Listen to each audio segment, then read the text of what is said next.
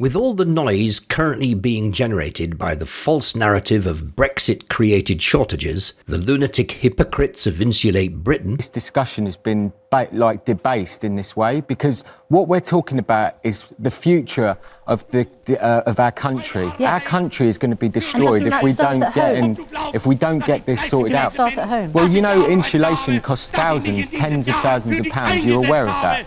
Okay, So in the country, millions of people in the country cannot afford to do it. That's why millions of our people so are in... you're not insulating your home as a protest. Do you think it's acceptable for millions of the people in that country to be living in sleep? And the very public desperation of the failing presidencies of Macron and Biden, we can be forgiven for failing to see what's happening just beyond our doorstep. But we need to see and understand, because the antics of NATO ally President Tayyip Erdogan are looking increasingly likely to pull NATO into a conflict with Russia.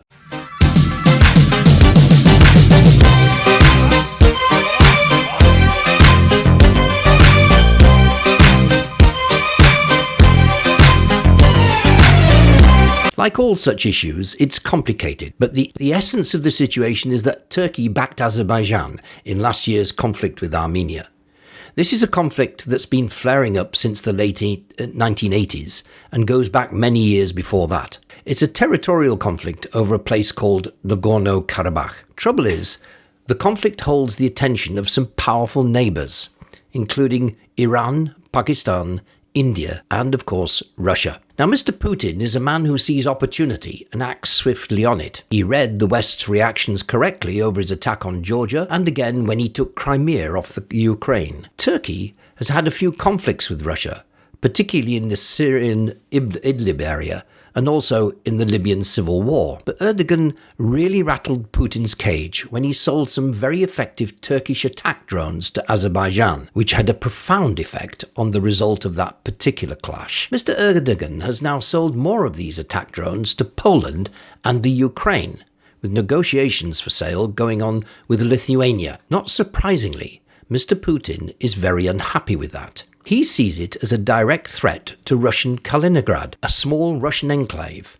on the Baltic between Poland and Lithuania. The region, centred on a city of the same name, hasn't been known as Kaliningrad for very long, but prior to this was known as Königsberg. From the 13th century, it was a part of the lands of the Teutonic Order, and by the 16th century, Königsberg was the central part of the newly formed Duchy of Prussia. The geopolitical tensions between Erdogan and Putin revolve primarily around the Black Sea, and this move has put Erdogan in a place that Russia seriously regards as none of Turkey's business. Now, Mr. Putin is sending signals through his MPs and the RT news channel that he may annex two eastern provinces of Turkey, Kars and Ardahan, and give them to Armenia. If that happened, I doubt anyone would expect Turkey to sit back and do nothing. So what's the situation, and where does NATO stand? The idea that we should be drawn into a conflict created out of the clash of egotistical dreams and the foolhardy actions of two men who have nothing but contempt for democracy